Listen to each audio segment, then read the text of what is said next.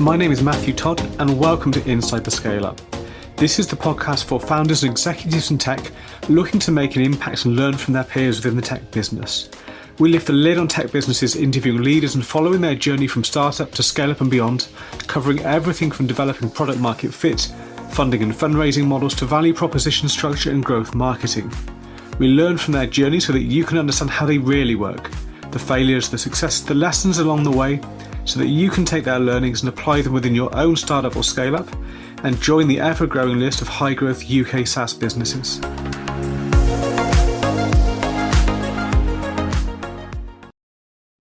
Hey, welcome to the podcast. Joined today by Reiner Kraft, founder of The Mindful Leader, someone that works with CTOs and other executives, technical leaders, and helps them optimize their mindset, optimize their performance. So great to have you here today on the podcast. Yeah, thanks, Matt, for having me on the show. No worries at all. So, to give our audience a little bit more about what you do, can you give people a little bit of a picture as to the different things you're involved with, the kinds of people you work with, and how you help them? Yeah, nowadays, a few years ago, when I founded the Mindful Leader, the whole idea was, or the motto was, help leaders to become better. So improve leadership qualities, leadership capabilities through a combination of different things. Like there could be through some training, systematic training, coaching, masterminding, and using, however, latest, on one side, latest science, latest technology, and also latest modern leadership methodologies, bringing this together. This is why Mindful Leader, the name came about, was the emphasis of bringing more awareness into leadership. The term itself evolved, like some people were nowadays talking about conscious leadership. They talk about selfless leadership and all kind of other words for this. But in general, the idea is more awareness, raising more awareness. And that boosts all kind of capabilities like emotional intelligence, increases stress resilience, it increases energy levels. So a lot of good stuff is happening if people are starting to go into this direction. And that's what I'm doing now, working in offering different formats for leaders to get better at the Mindful Leader and see what can be done to really, I call it, upgrade the software of the mind and body to think and function better. I think that sums it up nicely. Yeah. Awesome. No, it's really interesting. We'll dig into some of those details for sure.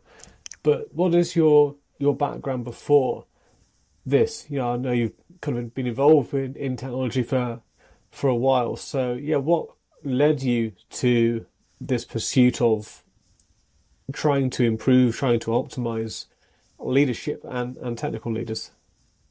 Yeah, I mean, my background is science and technology. I come from a computer science background, training, and over the years worked in large technology companies, most of the time California and the Silicon Valley. Moved to Berlin 2016, also managed large tech organizations, incubated a fintech startup for Deutsche Bank. So there was a lot of work around tech leadership, and one of the insights there was that leadership was always the bottleneck. You could see that when you look at your leadership team, there is so much potential there.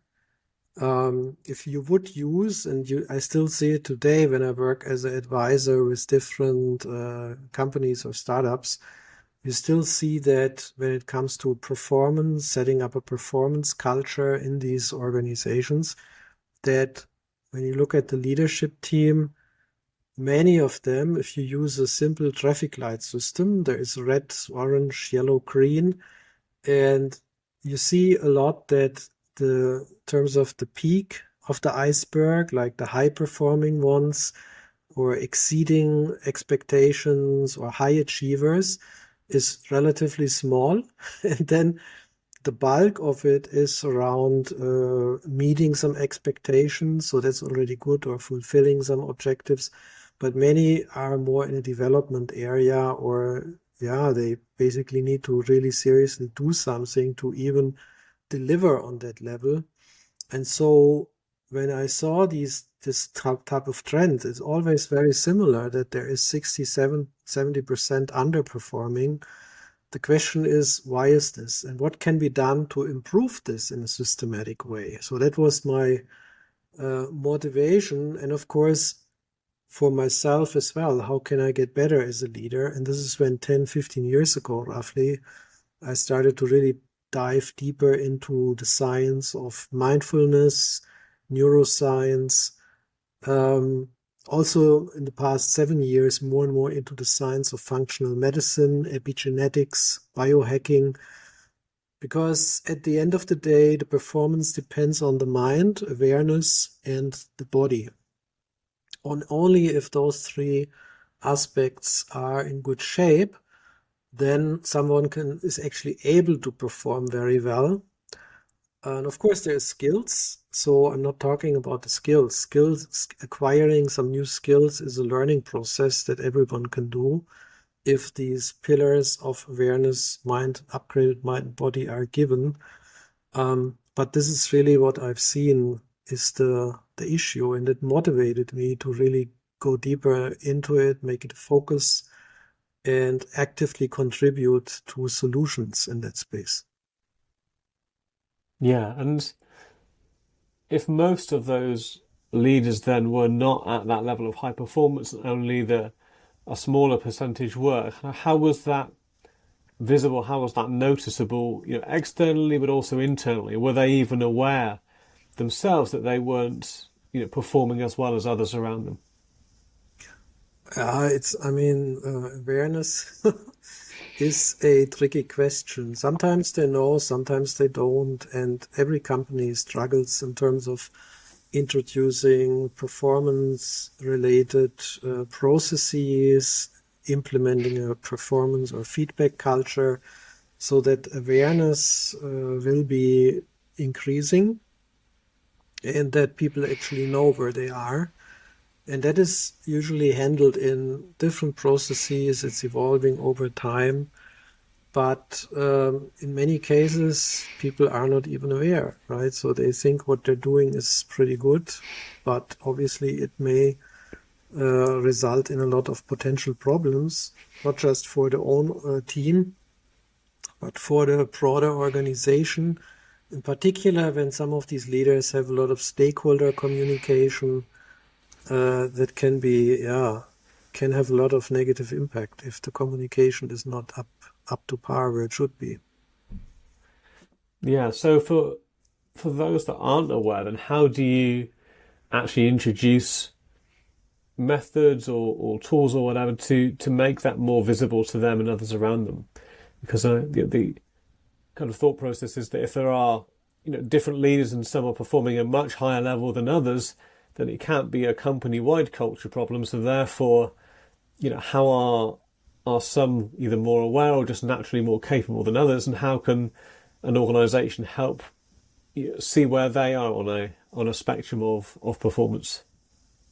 Yeah, I think in a mindful leader, what I figured makes the most sense is a top-down approach where I figured, okay, let's look at the senior leadership team.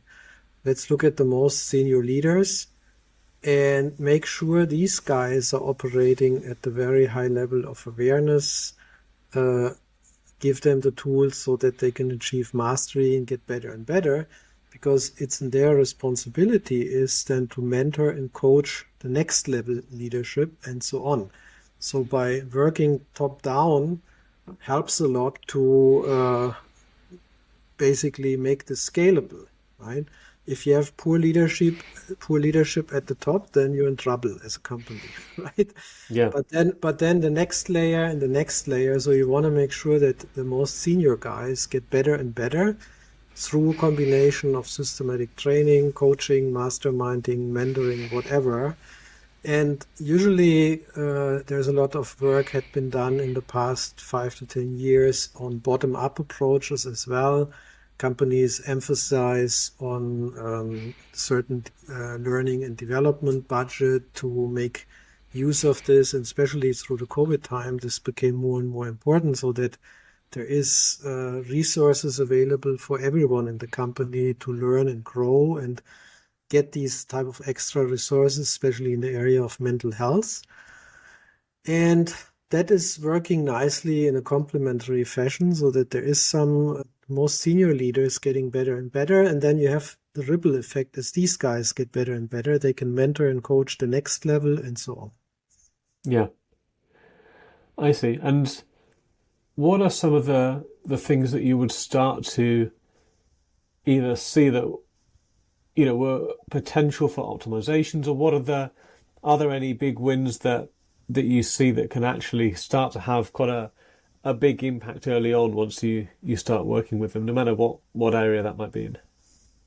Yeah, I mean, so that was exactly then the question. How can you, when someone identified and said, okay, look, I want to achieve a higher level of mastery as a leader, what can I do? What can I get done in, let's say, 3 or 4 months that gets me from here to here? Yeah, And the way I try to first, on a high level as a framework, look at this, that these 3 pillars are increased awareness, the mind management, so upgrading the software of the mind, but also upgrading the body, the software of the body. And so these are all software problems. As a computer scientist, the software, right? This is something that can be, yeah, it's manageable, it can be changed, it can be upgraded. And the most important pillar then remains is basically this idea of, I call it a level of present awareness, LPA, which is a proxy from how aware you actually are, how much consciousness, how much awareness is there that you can utilize as a foundation. And if that is not there, it doesn't matter whatever else you can do on top, it's not going to happen usually, or is not making progress if awareness is not there as the underlying pillar. yeah. And what are some examples of that awareness in practice then? Yeah, so awareness is it's this type of, for me at the beginning, it was how do you make this visible? How can you actually look at awareness so that it's more tangible and that you even know where I currently am in your terms of your level of awareness?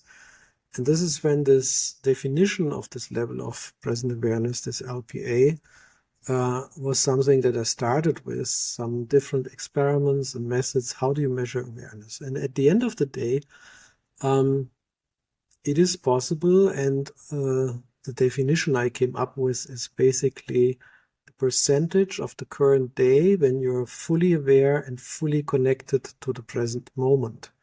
And so, as an example, if you're awake for 16 hours, the rest you sleep, then on these 16 hours, how many minutes are you fully present, fully aware?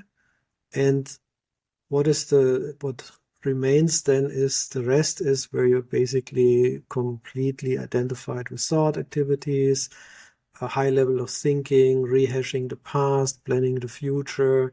So your mind is basically elsewhere, not Yeah, at the present moment. And that LPA then is a good starting point, because now it's a simple math thing that let's say you are 20 minutes fully aware per day, about roughly 1,000 minutes for the 16 hours. So your LPA is about 2%. And that means 2% you're fully there, the other 98% you're drifting away in your thought activity.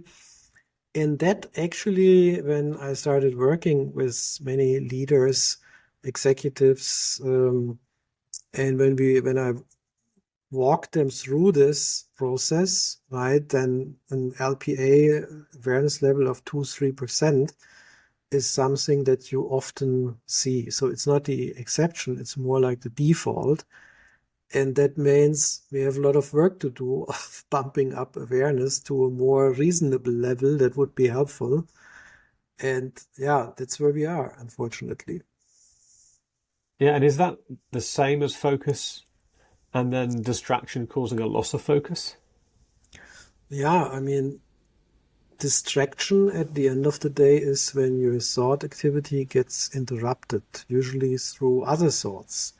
So let's say you start a task, you're fully focusing, you're fully connected to the present moment, and then there's in a few seconds, let's say a few new thoughts are popping up.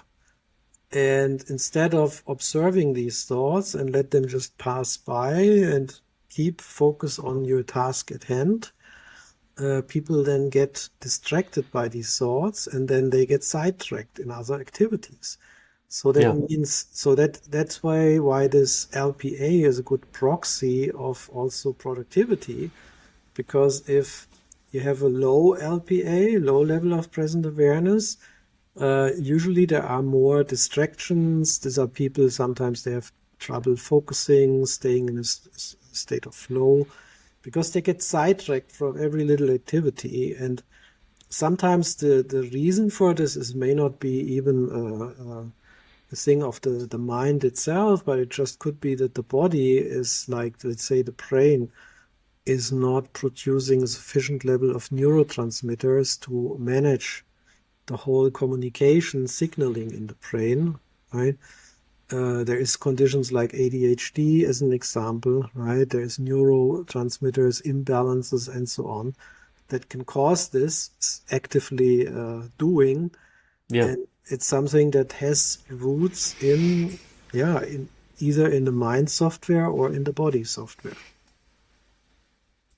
yeah, I see. And I guess also relating to flow states as well, it could also be that the things they are trying to focus on, the tasks that they're trying to focus on, are just not the right level of challenge for them as well to keep them engaged in such a way that actually does assist with them getting into that flow state as well.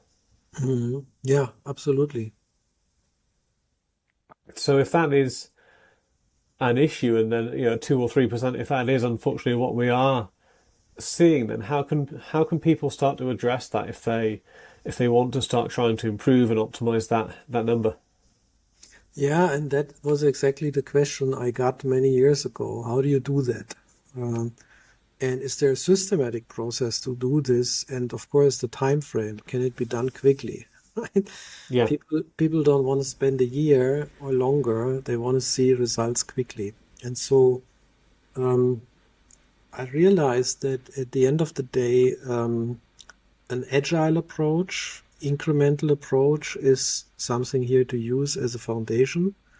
That's why this whole process of mind hacking, biohacking, which is incremental iteratively, is makes a lot of sense, so yeah, that you can move step by step. The second aspect is measurability based on data. So you want to make sure that you can establish a baseline where you currently are, whatever it is, in terms of awareness, mind, and body. You do something and then you see how things are progressing. And if it works well, then you do more of it. If not, you keep making changes, right? And so I started doing this, and over time, a trend emerged where I could see, well, if I mix this up in a more structured way, if we do a little bit here, a little bit here, and a little bit here, meaning a little bit in awareness, doing a little bit on the mind, doing a little bit on the body, do this in parallel, keep some certain focus areas, and do this over 3 to 4 months. Uh, a lot of results can be and breakthroughs can be achieved.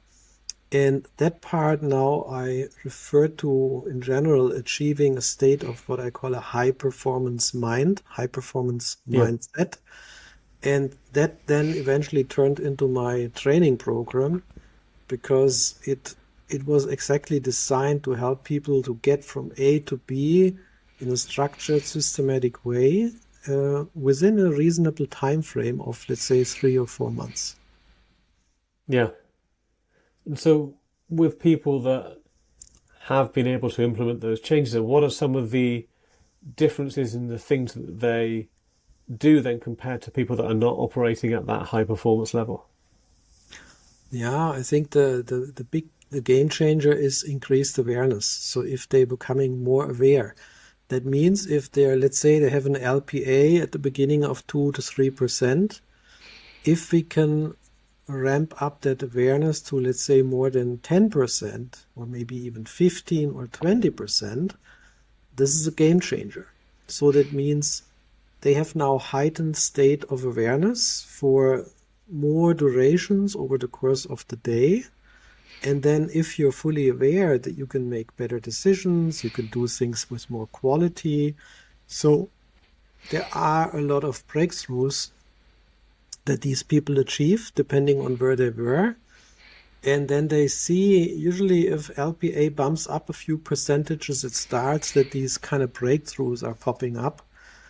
And people realizing all of a sudden, oh wow, this is so different now, and they notice they're less stressed, they're more in a state of flow, right? They're more in a calm state of mind. They just feel better, and they can get more stuff done in less time, right? So Yeah. it's amazing stuff, and it's all the underlying foundation is more awareness. Yeah, no, interesting. Yeah, interesting to hear the impact that can have. So for anyone in a leadership position as a technical leader listening to this, then what advice would you give them to start working on that awareness? Yeah, I mean, there is so many nowadays, and even years ago, there's always so many things you can do. There's no shortage on methods. And people tell you, oh yeah, you should start meditating. Other people talk about certain mindfulness programs. So all of those things are designed to raise awareness, breathing exercises, yoga, you name it. So there's no Yeah. shortage. And whatever you do is better than nothing. So I usually say, whatever appeals to you, give it a try. But I think the problem is they lack the knowledge of how to really advance this in a systematic way, and how to Yeah. and how to measure it, right?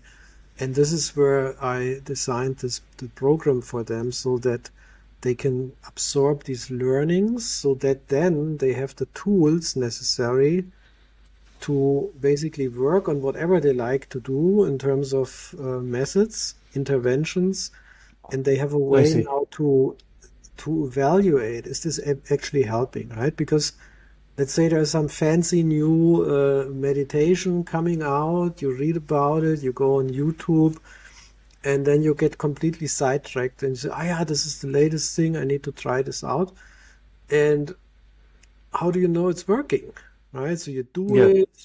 you do it a few times, feels good, but is it moving the needle? How do you know? And that is the problem, right? So people don't know how to measure things and how to Mm. evaluate them. And this is how business works, right? In a business setup, when you are working in the tech space, in the tech product space, or whatever role, there is usually there are key performance indicators, KPIs, metrics available, so that you know you have your goals, OKRs, objectives, whatever framework is used. There are key results that are attached to certain data, right? So this is how the business works, product development works, everything in that space. And so people would never go into something else in the business space, right? If you tell your manager at work, if he or she asks you, how is the product doing? And you say, oh, it feels good, it's making good direction. But then if the question comes up, yeah, how do you know? Where's the data, right? And you say, Yeah. we don't need data. I sense this. Then you would probably be fired, right? Because it's clear that you need to make decisions based on data. And so the same mindset here, putting this into the realm of consciousness growth, awareness growth, upgrading the mind and body, using a similar framework based on data, helps to actually drive this process of growth. So because you now know this is actually working, right? If you're Yeah. not this, if you are this fluffy feeling, oh yeah, this feels good, you can do this for years, not making any progress, but you think you're making progress, but you're not actually are. You're just staying on the same level, Yeah. distracting yourself with all kind of fancy toys and books and videos. But it's not about growing, right? So you need numbers to guide you. Yeah. So I think you're essentially saying then that for high performance culture across an organization, it is actually possible to do what is not immediately obvious that it's possible, but it is possible to implement a very data driven approach to performance and especially awareness in an organization and alongside other product metrics within the business. Yeah, I mean the obviously then the question is how do you do that in an organization? And um, I think it really depends at the end on the values and values of the company to support put emphasis on mastery, Yeah. right? So that people are encouraged to grow. I think this is the first thing. And then giving them the tools and training so that they actually have these things are possible if they care and if they think, oh yeah, this is something sounds cool. I want to increase awareness and give them tools that they can actually pick whatever they like to work on this and do it.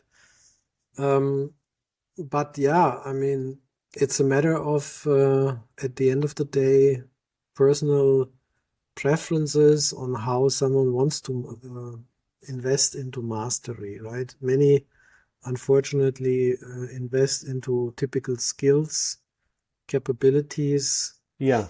and that is usually not moving the needle that much. And that's why then, without growing awareness, usually this is getting to a certain level and not. And for any organizations, whether they're a startup or whether they're in that scale up phase trying to grow, are there ways in which they can, you know, easily assess their performance at the moment, kind of baseline where they are? Well, the companies usually they try to set up performance culture. They're looking for performance review processes. They're looking for ways of how to rate employees, leaders, and so on. So there are data-driven ways in place. They are emerging, evolving all the time. And there's no right or wrong. There's best practices, and so people have some level of visibility already on, like if you set up a performance culture on how this is going. Yeah. I think what I'm talking about here is this aspect of a more personal level of mastery. How can you get better as a leader? And that is relatively individual process, which someone would like to, as part of a tour of mastery, of a development plan, someone may say, oh yeah, you know what? I want to upgrade awareness. I want to upgrade my software of the mind. I want to get healthier, whatever. And those are things you can't force. And usually people, there's also some privacy aspects of this, of sharing. And do I Yeah. want to know my that my manager knows what my LPA is? Maybe Mm. not. Maybe not, right? Maybe then if my LPA is not that high, then maybe my manager thinks I'm not that smart. Obviously, this has nothing to do with smartness, but I'm just No. saying these are like personal growth KPIs that are helpful for someone who's in the process of evolving as guidance, but not necessarily something that is shared and distributed in the organization. What you see in the organization later on are the metrics that are associated with a performance review process. As an example, when you see all of the sudden, let's say you put 5 of these leaders through a training, like high performance mind training, and after 6 months, you do another round of performance reviews. and all of the sudden see that some who were in the orange, they go into the yellow range in terms of performance. Some of the yellow turn green, and all of the sudden you have some top performers in there. Then you know, oh, there is a change, right? It correlates. Then obviously you don't know what exactly they were all doing and how much more LPA they cultivated and what all kind of other things, right? But at the end, you can see based on the data of your own performance review process how things were unfolding. Yeah. And for a growing company, are there particular things to look for when trying to hire for high performance? If you're hiring new leaders, bringing new leaders into the business, are there particular characteristics or things to look for that are likely to be indicative of someone that does rate higher? Yeah, I mean, the problem is, I mean, ideally, you want leaders with a high level of present awareness, a high LPA. That is, in my experience, the best proxy for improved leadership. But Yeah, not for not like I would say in a sustainable way, because you can have leaders bringing in leaders with a low LPA, but they can drive business results very effectively in a short time frame. But after that, most of the employees leave because in a toxic environment, they don't want to work there anymore. And so yeah, it's not sustainable. And so for a new workplace, you want leaders with a high level of present awareness. But the question is, yeah, in the interview process, how do you do that? And I think it requires a leader or like a founder or someone of the senior leadership team with a high level awareness and high LPA to get this get this feeling of, if I hire this person, how does this presence of this person feels like? Does it feel like mm, a high LPA, or does it more feel like a lower level of LPA? And usually this is something you sense in a discussion. You can't get your head around and can ask, here is this like a catalog of questions, right? I Also, there are surveys out there and there are lists of questions out there for identifying level of consciousness. So people made this effort through a series of test questions and then figuring out based on the responses what could be the level of awareness there. yeah, But I don't know. I would just say that if you have a higher LPA as a leader, you interview someone, usually you get a good sense uh, what this what that person probably where that person is on an LPA level, right? And I think the insight here is, if you sense this is probably relatively low LPA level, um, do I really want to hire that person? It could be good for the business in the short term. I'm not arguing that. It could be that yeah, that person has a lot of experience, relevant experience, and could be good for the short term. But yeah, after 6 months or longer, when as a price, employees start to leave or don't like the organization anymore because of that person, it's something to consider, right? yeah. No, absolutely. Yeah, it's interesting that it's kind of hard to test for, but it's probably something that a high performing leader themselves can usually gather through intuition as part of that interview process. Yeah. Yeah, no, interesting. And for anyone else listening, then, is there, just before we wrap things up, I think it's been really interesting, yeah, talking around that topic of performance and awareness and that LPA and how that plays into and correlates with high performance. Is there any other advice that you'd like to leave people listening with? Well, I would say that if people heard that the first time, awareness, yeah, basically exploring this a little bit more. There's many resources out there on my blog, themindfulleader.net. There's plenty of articles, videos, and all that stuff. And yeah, just playing this, e- looking at this whole area of what awareness is, how can you measure, how can you assess it, this LPA. And usually I give my clients the homework over the first few weeks to basically start baselining their level of Yeah. awareness. There's simple exercises that you can do to gradually get an assessment, and then you know where you are. And there's no rocket science here. This is relatively easy stuff once you get your head around it, in terms of there is now actually in place something where I can assess this awareness. I can see where I am. And then, of Yeah. course, as a good leader, usually uh, you then look for mastery, right? You say, well, I did this assessment. I have these 3%. It's not going to cut it. Let's set myself a goal. Maybe I can get it up to 5 or 10% over a certain time frame, right? Yeah. And this is once people get into this, and then I think my point here is also getting started with awareness is a good thing, but you have to combine it with mind management, which we haven't talked about yet, which is actually now managing this awareness. The problem is with increased awareness, you can now look at a lot of, for instance, your thought activity, and that may not always be that pleasant to all of a sudden become aware of all this stuff going on, right? Right. It may cause even more distraction, or even could trigger more increased level of negativity. And so you need to also in parallel look at tools how to manage the awareness. And this is now really going into how to upgrade the mind and how to deal with this thought activity. How can you change thought activity if it's too negative? How you can create more positive thought activity, and so on. It is a correlation there to just bumping up awareness for the sake of bumping up awareness is not going to cut it.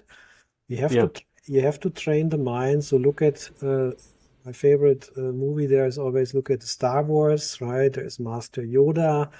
And then when you see train the mind, that was what Yoda was talking about, is this combination. You increase awareness, but now you have to do something with it, right? To actually Sure. make better quality decisions, stay more focused. But usually you also need support from the body, because all this brain work requires more resources. So you have to figure out how to eat well, sleep better, get the right level of micronutrients, so that all these neurotransmitters can be fired up and can get broken down later on. So it's complex. So I spent 10, 15 years in this space and still evolving, obviously. There's always something new to learn. Yeah. But getting started here, I would say playing a little bit with awareness, how to cultivate more awareness, exploring a little bit more mindfulness stuff, but also looking at what can I do to train the mind. So this goes a little more into neurosciences. Are there simple methods there? It's not that complicated, but there is a lot to learn. And then also start to take a little bit more responsibility and ownership of your body. Most people completely neglect their body, and that you have to pay a price eventually, right? If it's called, I mean, if people live out of balance, too much stress over time, the body is at some point going into a state of exhaustion, right? Yeah. So you have to bring these things together. That's why I think play on my website, mindfulleader.net. There's a lot of videos on that, and see what resonates with you in terms of where you are in your journey and what resonates most with you. Yeah, no, absolutely. Yeah, I'll leave links to the site so people can check out the site, check out the blog and the videos, and as you say, see what appeals to them if they're interested in this space. And I think, like you say, the first step is then bringing that awareness to it, and then it's working out. If you're able to achieve a more mindful state and a better level of focus, it's then about what you do with that focus, and then how you utilize the resources that you've got, then to, as you say, make better decisions, do better work, perform better, get more leverage in terms of what you get out compared to the time that you put in working. Mm-hmm. Yeah, but no, thank you for sharing that. Very interesting conversation. And for anyone listening, I encourage them to check out the site and see what does appeal to them. And I'd be interested to hear from anyone that may have started to investigate this as well, and see how they perhaps rate their own levels of awareness and across the organisation, if they have a feeling for the levels of awareness and focus in their team as well. So thank you for sharing that very interesting conversation today. No, thanks, Matt, for having me here on the show. And if there's questions coming up, sure, please forward them. Or for the listeners, you'll find plenty of resources and also ways to reach out to me as well. Perfect. No, thank you very much. Thank you for joining me on this episode of Inside the Scale Up. Remember, for the show notes and in-depth resources from today's guest, you can find these on the website insidethescaleup.com. You can also leave feedback on today's episode, as well as suggest guests and companies you'd like to hear from. Thank you for listening.